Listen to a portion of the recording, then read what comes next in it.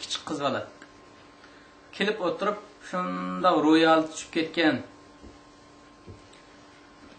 G'amkin holda o'tirishib ketgandan keyin Safiya onamiz shunday deydi. Dadam Huyay ibn Akhtab akasidan so'di deydi. U shumi deb so'di deydi. U degani Payg'ambar alayhisalom. Shumi degani biz necha vaqtni kutayotganimiz shumi. Biz Tavratda chiqayotgan, biz kutayotgan oxirgi payg'ambar shumi deb so'di. So'g'andan keyin shu dedi. Degandan keyin dadam qo'pib, endi qanday qilamiz degandan keyin oxirgi nafsimiz qolganga qadar, bir tomchi qonimizga qolgan qadar uni qarshi turamiz. Chunki u bizdan chiqmadi. Yahudilarning qatidan chiqmadi. Eng oxirgi nafsimiz qadar qarshi turamiz dedi. Nima uchun? Chunki ularning qalbida haqiqat bizga tava bo'ladi degan aqidasi bor. Xato aqida. Haqiqat degan hech kimga tava emas. Haqiqat haq degan Allah'ın isminin tecellisi. Hakikat haq degan Allah'ın tecellisi. Şunun için hakikatin hemmesi Allah tarafından geliyor. Şunu hakikat degan mening bo'ladi. Bu hakikat meni qo'llasa men qo'llayman, bu hakikat meni qo'limiz qo'llamayman deganlik xato aqida. Asli men hakikat tarafdori deyishimiz lozim. Qoida bo'yicha. Hakikat nima bo'lgan bo'lsa, men shunga ergishma desak to'g'ri bo'ladi. Ammo hakikat menga ait bo'lishi lozim deyilish xato. Shuning uchun Yahudilarning aqidasida u oxirgi zamon payg'ambari bizdan keladi deb qarab qolgachqa, ya'ni haqiqat bizning bo'ladi deb qarab qolgachqa, uch dalil bilan kelgan Muhammad alayhisalom ulardan kelmagachga ham nasab sifatida ulardan emas, aqida shariat nuqtasidan qaraganda ulardan emas bo'lmag'achqa ularning hammasi inkor qilib burundan tartib birlik septi kelayotgan Muhammad alayhisalomni danglab Muhammad alayhisalomni qo'llab kelayotgan bir birlik sep bordi. Mushriklarning ichidami, Yahudilarning ichidami, xristianlarning ichidami Muhammad alayhisalom kelish bilan tanlab o sepdan sog'ilib sunib chiqib ketdi deydi. Yani bu kelishdan burun hammamiz Muhammad alayhisalom taraf biz shu birlik turamiz. Kasa bizning sepimizda bo'ladi, bizni qo'llaydi deydi.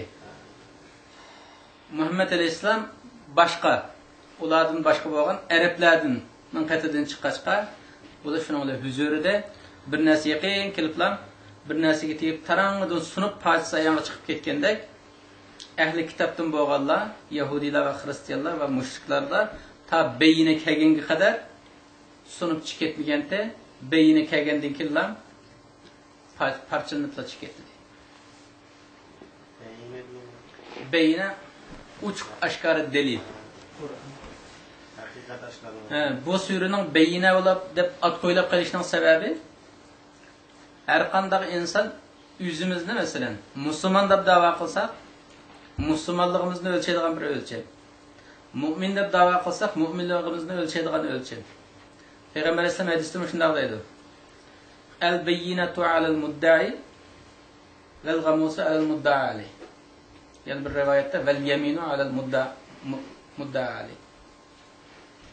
Muamelede bir dava qilishib kelgan chaqda bir odam dava qilib kelsa, dava qilgan odam uch delil keltirishi lozim. Mandati degan da'vochi delil keltirishi lozim. Dava qilingan odam nima keltirishi lozim? U qasam qiladi, unda emas deyman, bu tuhmat qilyapti, bu yolg'on deb uning qasam qildi. Şu adamı davagar beyine keltirishi lozim. Uch qashqara delil keltirishi lozim degan adam beyine var. Mesela bu sürünün ayeti beyine. Mesela biz özümüzde Müslüman deymiz. Şundaymi? Müslüman deyishimiz için Müslümanlık ekanligiga qanday delillar var degandan keyin mush mazmunning, mush oyatning mazmunini o'zimiz uchun mitirlab boqamiz. Mush oyatning mazmunini mitirlagandan keyin o'zimizga to'g'ri kelsa mu'min. To'g'ri kelmasa mu'min emas. Ağzımızda devasakmı, ben %100% Müslüman, %100% mümin devasakmı, eğer doğru kelmese mümin emas. Uç aşkarı delil deyince. Yana bir rivayet tefsirde munfakkina degan kelimege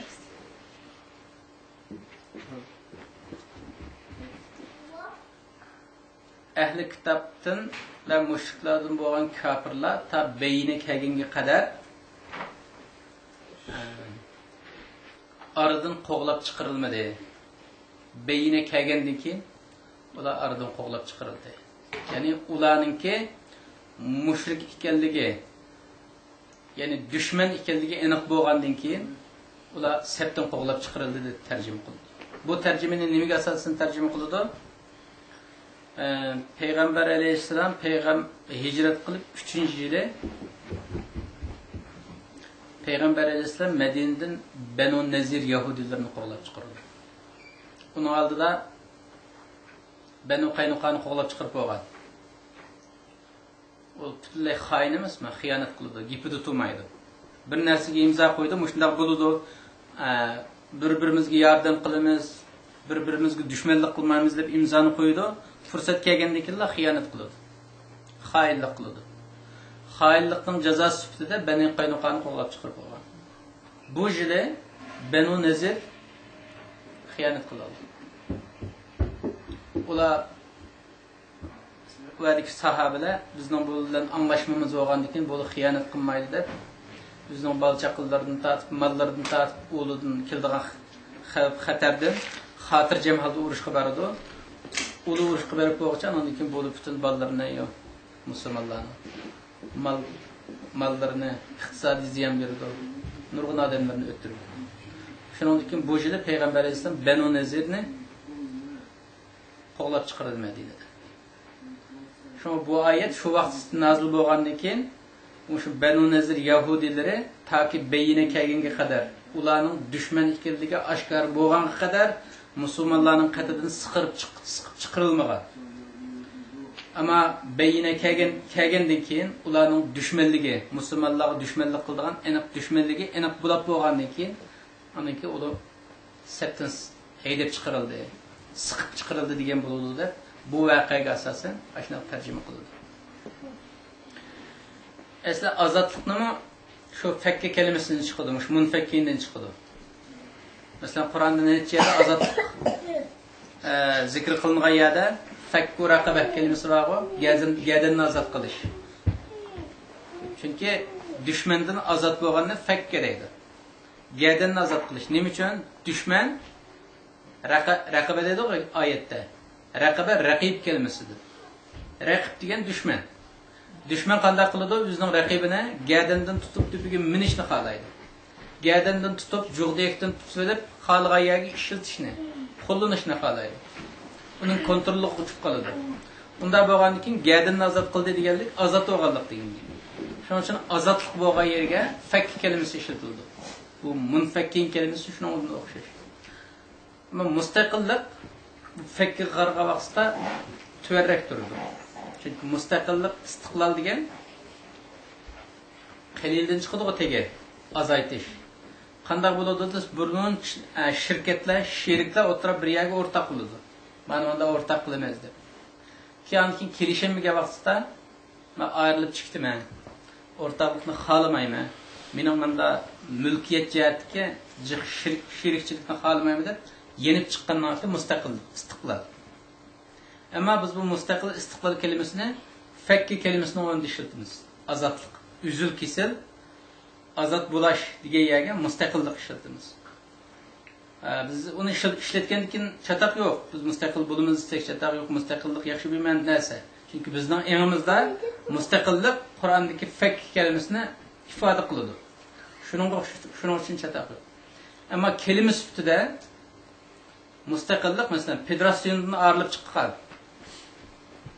Uni mustaqil deb bo'ladi. Masalan, boshqa federatsiyonni o'zining ixtiyori bo'yicha qo'ygan. Millatlar birlashib bir federatsiyon quramdiq, davlatimizni birlashtiramdiq, Bir mezgil yashab baqqandan keyin u toza yaxshi bo'lmay qolgan bo'lsa, unda men qaytib ketdim deb qaytib ketgandan istiqlol. Ammo fakki degan başta anlaşma bo'lmagan, düşman mecbur besagan, gadanga minganni mecbur kuch bilan qo'g'lab chiqib azod bo'lgandan aytdi fakki. Fatih azodlik.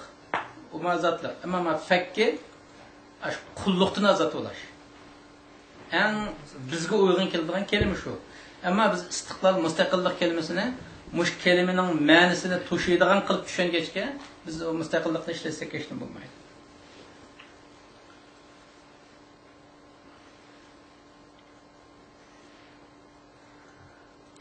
Allah yana bu yerda beyinini Allah o'zi tarjima qilib qo'yadi. Beyini kimdi? Rasulun minallahi yatlu suhufen mutahharatan fiha kutubun qayyima. O beyine bir peygamberdir deydi. Elçidir, Allah tarafından kelgan bir elçidir. Bu elçi Allah'ın peygamberi nait pak pakiz